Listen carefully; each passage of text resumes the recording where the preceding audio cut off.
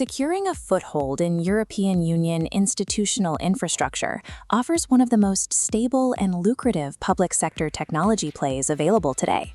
The current focus for technology providers is European Commission Procurement Opportunity Reference 2026/RP/0066.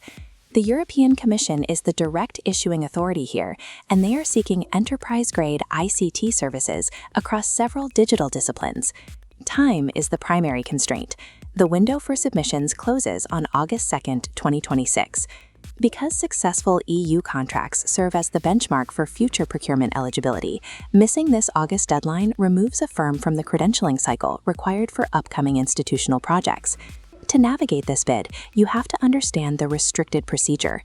The August deadline is for the request to participate, distinct from a full technical proposal. Phase 1 is a strict compliance filter, evaluating legal and financial eligibility. Only shortlisted vendors passing these checks move to Phase 2 for technical specs. This prevents legally ineligible firms from wasting thousands of hours on technical documentation. To survive Phase 1, your firm needs flawless corporate credentialing and compliance data ready to go in less than a month.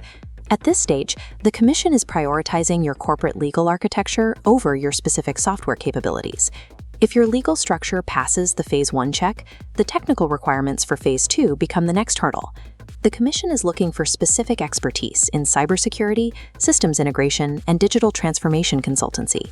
They are seeking providers capable of enterprise-scale execution that can support infrastructure across multiple member states. This puts specialized cyber or AI boutiques in a difficult position. These firms often have world-class skills, but lack the organizational scale the EU requires for a prime contract. The Commission's preference for comprehensive ecosystem integrators often excludes standalone, single-discipline firms. Geography also plays a role. Established European entities have a natural advantage due to their existing alignment with EU regulatory frameworks. Even so, the Commission has explicitly invited international companies, including South African and broader African technology firms, to participate. For these firms, the motivation is access to hard currency revenue and a globally recognized EU credential for their service portfolio. Border friction is the main obstacle.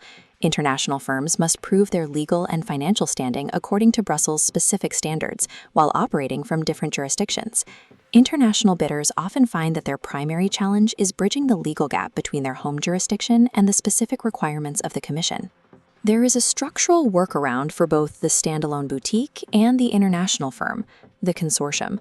This involves formalizing joint ventures with established European-based operations that already meet the EU's legal requirements. A consortium allows firms to bypass geographic disqualifications while pooling resources to meet the Commission's demand for enterprise-scale capabilities. This strategy makes a consortium bid eligible for review, but it introduces new complexities, such as cross-border tax liabilities and revenue-sharing friction. To satisfy EU auditors, these partnerships must be backed by ironclad, permanent legal agreements. To decide if you should mobilize for the August 2nd deadline, you need to match your organizational profile against these requirements. For EU-based IT integrators, this is a straightforward addition to pass Phase 1. For international or African firms, it's viable only with an existing European consortium partner. For solo boutiques, the compliance burden exceeds the technical reward. If your corporate structure doesn't meet the scale required for the tender, your technical proposal will never reach the evaluators. Use these 3 questions to determine your next steps before August 2nd. First, does your organization currently have verified enterprise-level ICT capacity? Second, is an EU legal entity or an established consortium partner already available to you? Third, do you have a dedicated bid and compliance team available to focus exclusively on this for the next 3 weeks? If you have the structure in place, this is the most direct path to one of the world's largest public sector procurement markets. But if you are starting entirely from scratch today, you should abandon the bid and save your capital.